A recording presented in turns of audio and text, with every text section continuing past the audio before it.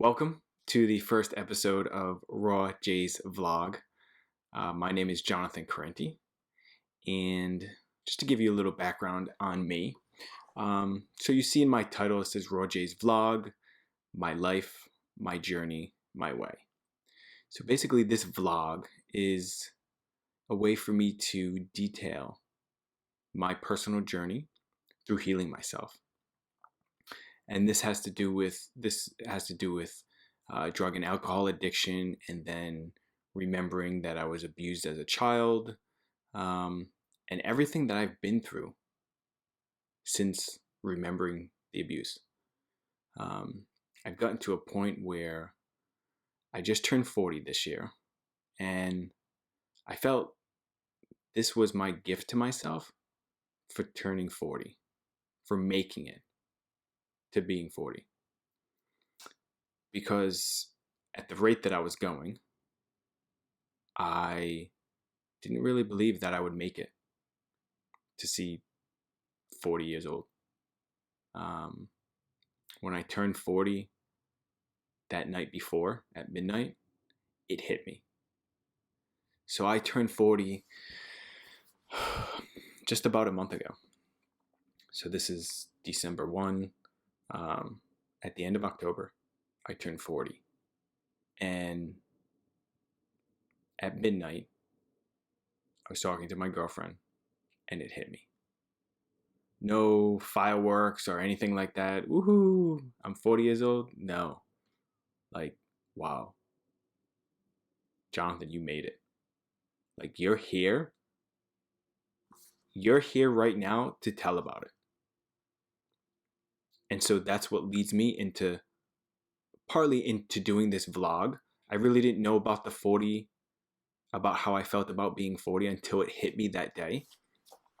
But I had made the decision a few months ago to start doing a vlog and detailing all the healing that I've done and from all my experiences. So based on all my experiences and all the healing that I've done, especially in the past few years, I originally felt like I needed to do a blog. And then I thought, okay, I'm going to also do some videos. But I was like shying away from the videos, even though I had a strong sense that I should do them, because I've never been this type. This is completely stepping out of my comfort zone. And as frightening as it is, I feel free. I feel free as a bird. Because I don't have to like hold on to this stuff and like keep it a secret, but like it's not really who I am. It's who I am, or it's what brought me to this point, but I'm not letting it define me. And I think if I didn't do this vlog, or if I don't do this vlog, I will let it define me, because I will still be holding on to those old beliefs of wanting to blend in, don't say anything, don't talk, just fit in, don't ruffle any feathers, you did your healing, just keep it quiet now, go about your life, move on. But this exposes it. This actually puts a light in those dark corners of the closet that I've kept hidden for so long. And not only that, not only is this my gift to myself for making it to being 40 and the new life that I'm going to have after this, or the new life that I have now, let me rephrase that, is also on top of that is maybe this will inspire or give someone hope who's going through similar experiences, or is going through similar experiences, or is going through a tough time, to just know, because in today's day and age, things work so, like, I believe that there's no coincidences. You could be surfing the internet and be in a bad mood, and you see someone's quote, or you watch a video and somebody says something and it completely changes your mood, or you see a video or you hear a podcast or like something, like it just lights a fire. And I just feel that if I don't put my experience out there and everything that I've done to get to this point, then I would be doing myself an injustice. I'd be doing this world an injustice by not sharing it. Like, I can only keep it closed for so long. Now I just have to let it out there. Like, I just have to put it out there. So this vlog is going to detail everything that I've been through, my personal journey, my experiences from the drug addiction, from remembering that I was sexually abused, to prostituting myself at a certain point in my life. And then to dealing with everything I've done to heal myself from those things. And it all starts with the abuse. Because like from there, I carried around this, like I put myself in a box. And it was a safety box. Any way to, not get abused anymore, you could say. Like I was kind of like reliving that pattern. I didn't want to ruffle any feathers, didn't want to speak up, didn't want to, share myself, didn't want to show myself. Like I just like closed down. And anyone that ever knew me when I was a kid, like they know I was quiet, especially when I got into junior high and high school. Like I was quiet, I was shy. Like unless I had drugs in me is when I became the life of the party.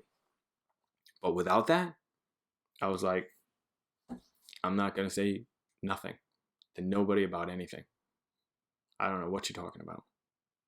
But deep down, it's like I was like destined to like do this.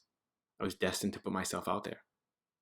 And so this vlog is going to detail all my experiences and everything that I've been through healing. And I'm going to do a few introductory videos. I'm going to do 2 more after this, which will explain like my background, which will give you an insight into everything that I've been through and everything that I've gone through.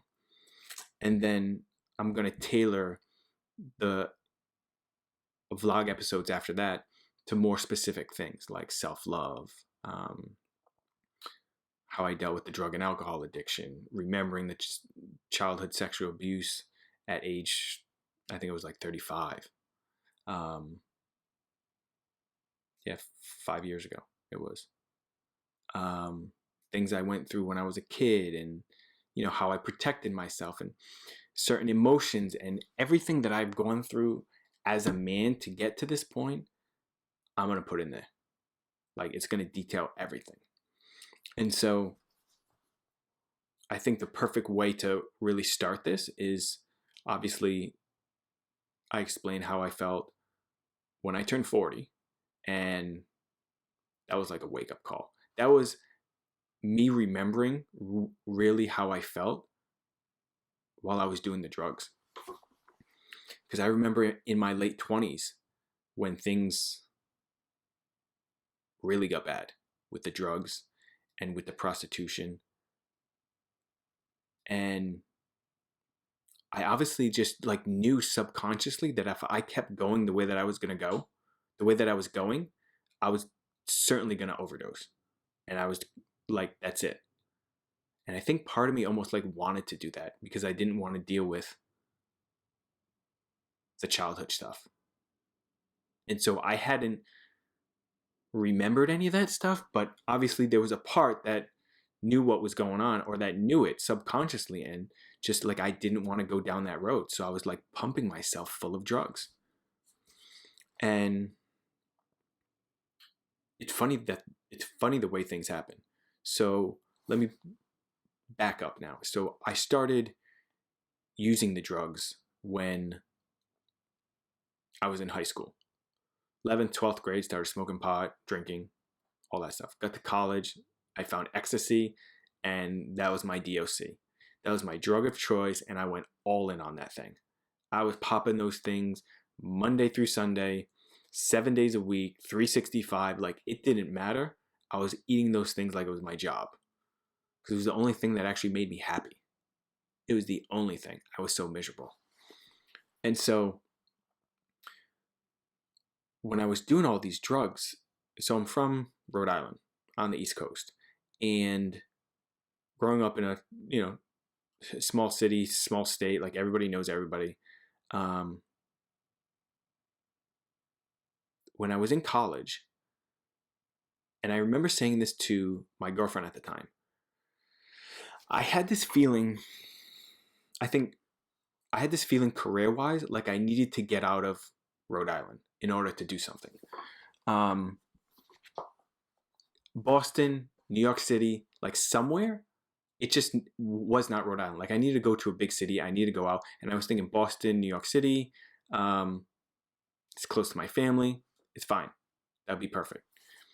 And so I remember telling her that. And then coming up on just at the end of my junior year of college, going into my senior year, that summer, I had the opportunity to go to Los Angeles and to do like acting and modeling and, you know, audition for like commercial agents and all this stuff. I've never done that before in my life. I never had a desire to do it. I could care less about it. It's just not my thing. That opportunity came. I heard about it. I was like, I'm out. This is my ticket out of here. And that's where that other part of me that knew if I didn't get out of my environment, I was not going to be able to stop doing drugs. Like I just could not stop. And so I like physically needed to move. And so I felt that was it. And at the time, that summer, I had gotten notice. I had taken a summer class and I had gotten notice that I wasn't going to be able to go back to school for my senior year because I pretty much failed out. I was on probation for too many semesters in a row and I didn't get my GPA above what it was supposed to get. So I actually wasn't going back to school for my senior year. So I had failed out. So that summer, everything kind of just worked out perfectly because I knew I was like, I'm out of here. I'm moving to LA, and everything worked out in LA because I ended up getting a commercial agent, and then I had a manager, and so it was like I slid in, you know, slid like it fit perfectly in my life. Dropped out of school, didn't tell anyone about it. I'm moving to LA. And so when I got to LA, like I knew that was my ticket out of Rhode Island. From doing the drugs. When I got to Los Angeles, I stopped doing the drugs.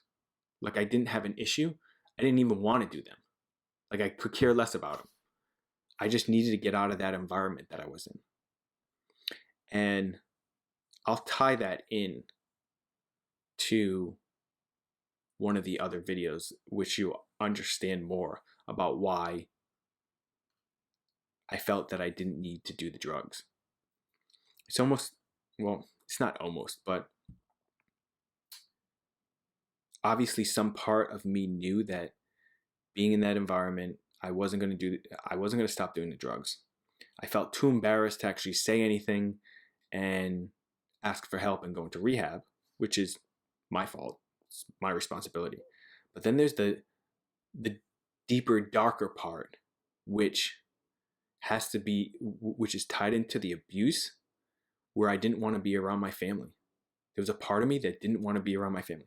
And I believe that I was doing the drugs in order to deal with these emotions, and being around my family was like triggering it. So when I moved to LA, it's like I had no desire to do the drugs anymore because I wasn't getting triggered because I wasn't around my family anymore. And so I go to LA, I give the acting thing a shot. I don't like it. I'm very young, I'm very immature, coming from this little city in this small estate. Like I was getting eaten up and spit out like no tomorrow. Like I didn't like it at all. And so I ended up leaving LA and going to Florida. And I ended up going back to school. And during this time in LA, so it was good and bad. It was good because it got me out of my environment and I stopped doing the drugs. but it brought up other stuff within me that had to do with my grandfather. And I was looking for someone to replace him because he had passed away like a few years earlier.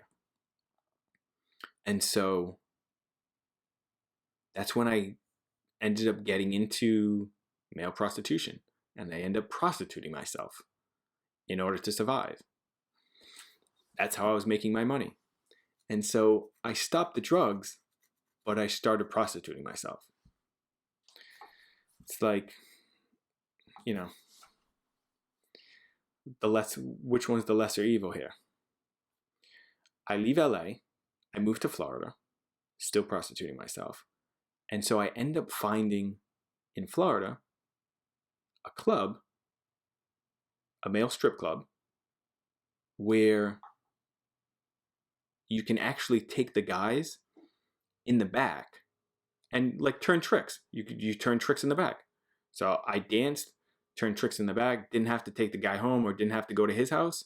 And then that's when I started doing the drugs again. Because obviously I couldn't freaking deal with myself. I was selling myself. I was treating myself like a piece of meat, using it for, you know, all types of male issues, daddy issues, whatever, all that stuff. And so that will be one of my topics that I discuss. Why I went to, prostituting. So I did the prostitution. So now in Florida, I'm prostituting myself. I'm dancing at a male club. I'm a nude male club and turning tricks in the back, and that's how I'm surviving. And then during the day, all the while starting to blow cocaine again. And then during the day, I'm going to school and acting like Prince Charming. Like, my life is the best thing ever. There's nothing wrong with me. And I'm good to go. Like, I'm going to graduate. And I was literally telling myself so many freaking lies. It wasn't even funny. Like, I was literally believing them. Because I remember going into that nightclub at night and going to work and thinking that I was better than everyone else because I was going to school. It's mind-blowing. But that's what anything to help me deal with myself, that's what I came up with. Like, complete and utter facade I created in my mind. So during that time, everything like, that was like a tipping point for me because the drugs came back. I'm selling myself in a club. Like, no bueno here. Things got so bad that like I was just constantly lying and manipulating and,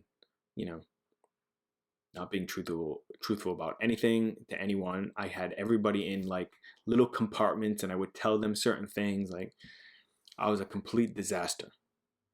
And so there was a point where everything kind of caught up. Well, it didn't kind of. Everything caught up with me. And I had to come clean.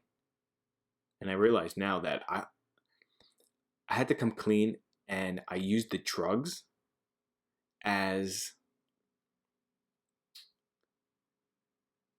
like a softener so people would feel bad. Pure manipulation. I used the drugs in order to soften all the shit that I was lying about. Pardon my French. And so I came clean about that. And then I started going to meetings.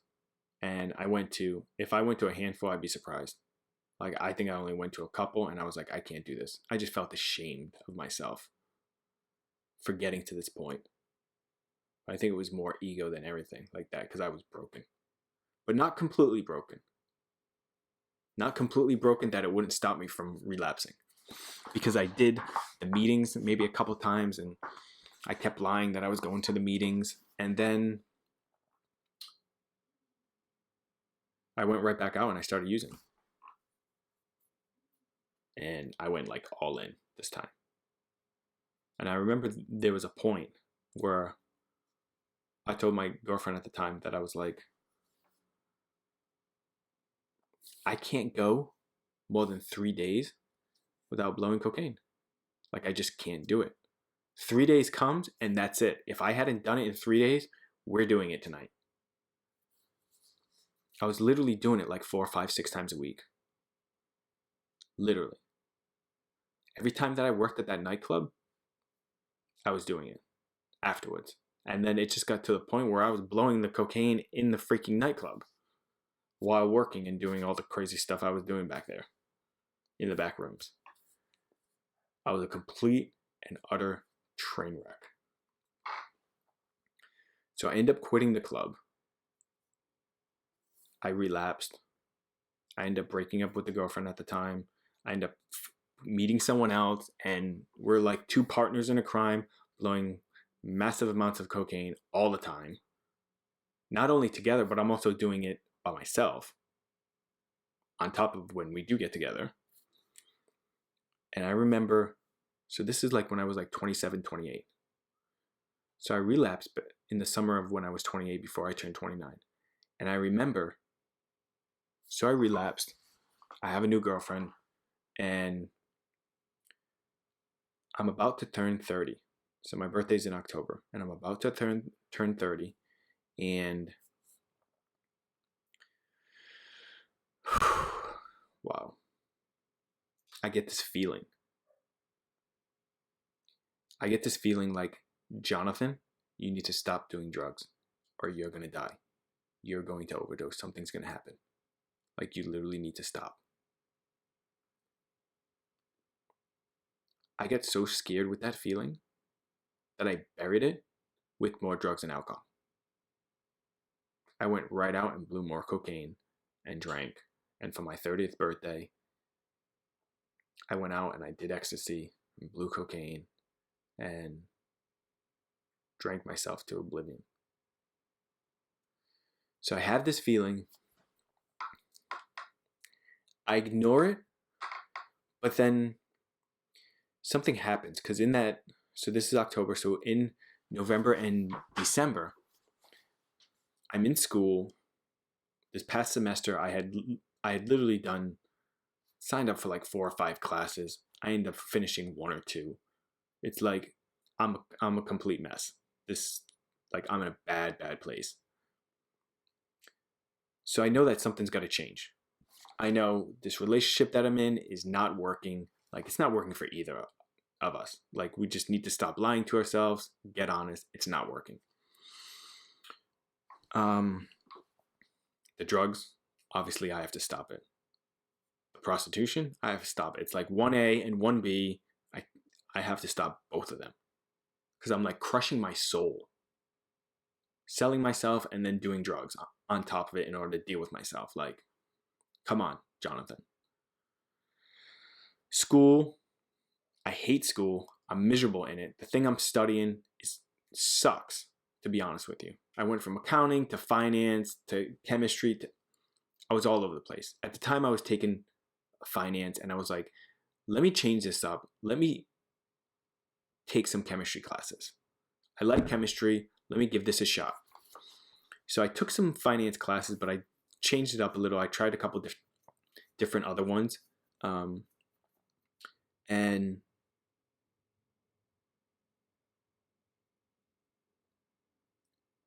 so I take the chemistry classes and I end up taking psychology as well. So I'm taking 1 chem and a psychology class because that's for the gen ed requirements for a chemistry major.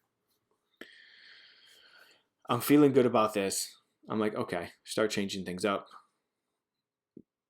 Let's try and fix things up here. Come January, start a semester, go to my psychology class, first exam, take home exam. I'm like, this is beautiful. This is perfect.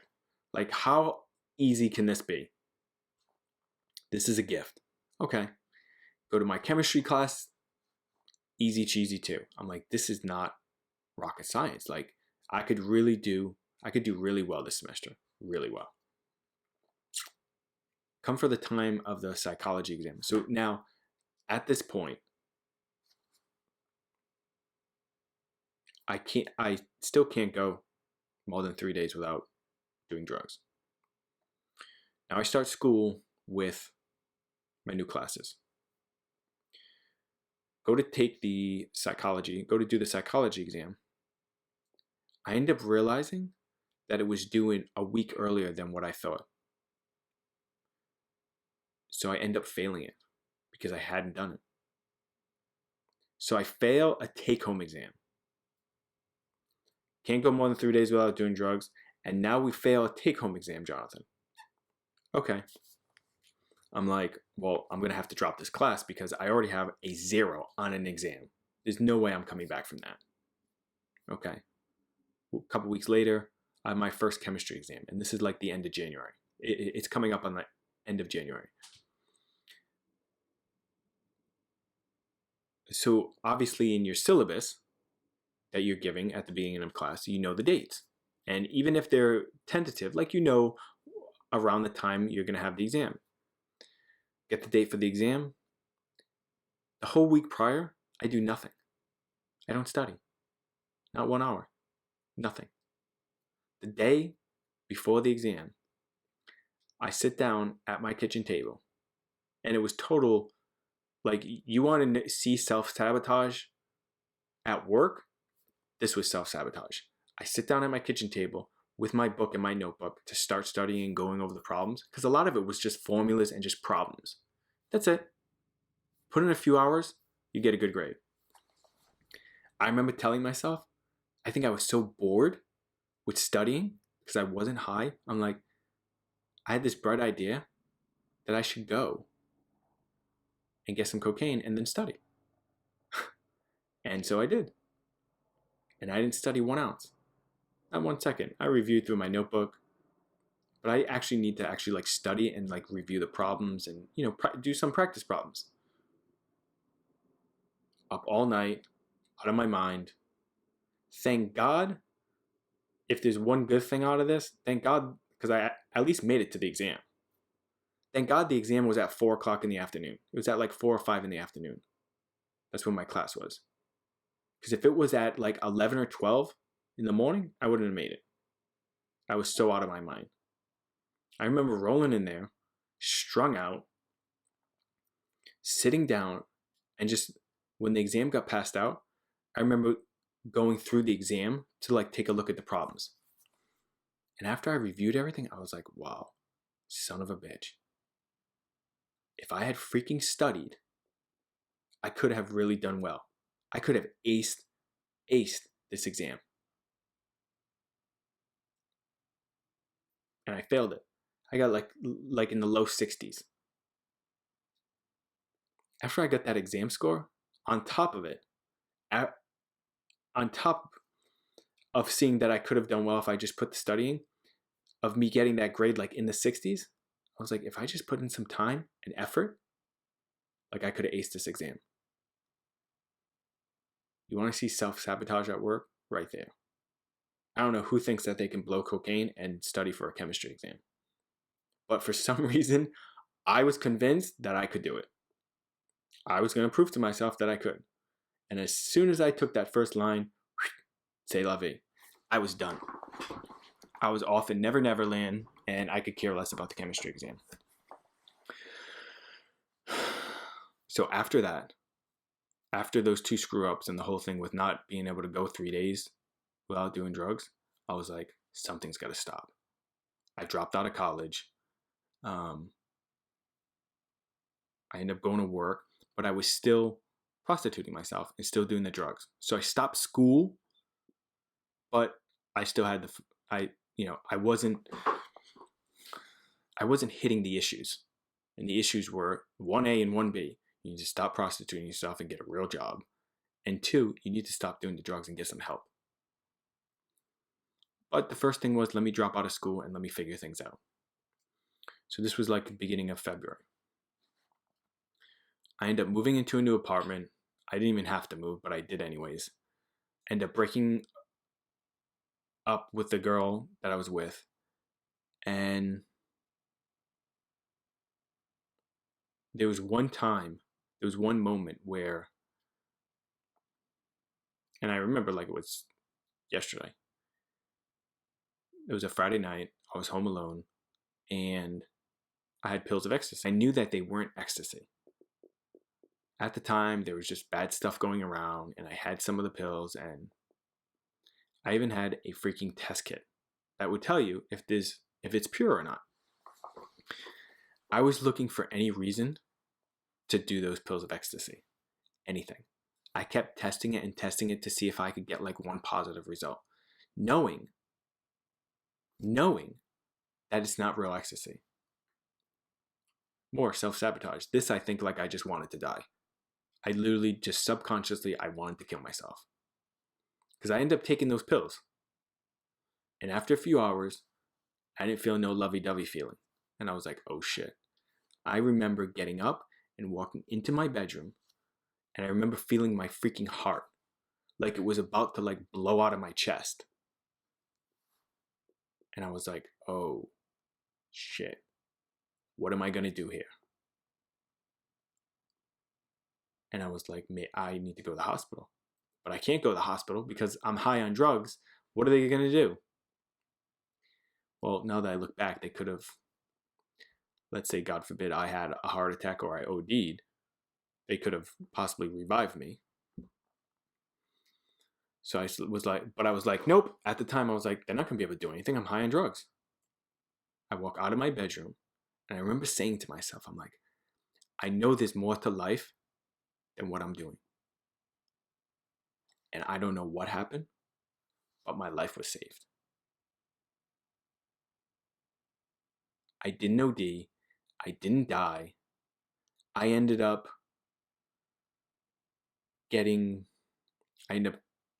not going to rehab, but I ended up going into recovery. I ended up getting a therapist, getting a sponsor, working the 12 steps, and I got clean. And so I am coming up on 10 years clean, which is a miracle in and of itself, because I couldn't go freaking 3 days without doing drugs. And so, tying this back into what I had said at the beginning was when I turned 40, going at that rate, I didn't think that I was going to make it to 40. Like I literally thought I was going to die. I was going to kill myself. I was going to OD. Something was going to happen. So yeah, that's part of my journey.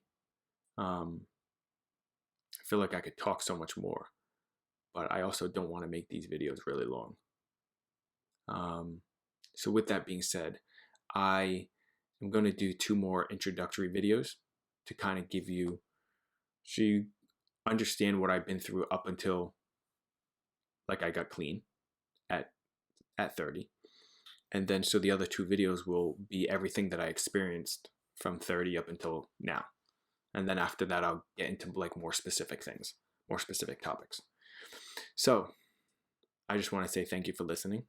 I'm really so happy for myself that I'm doing this and that I'm putting myself out there.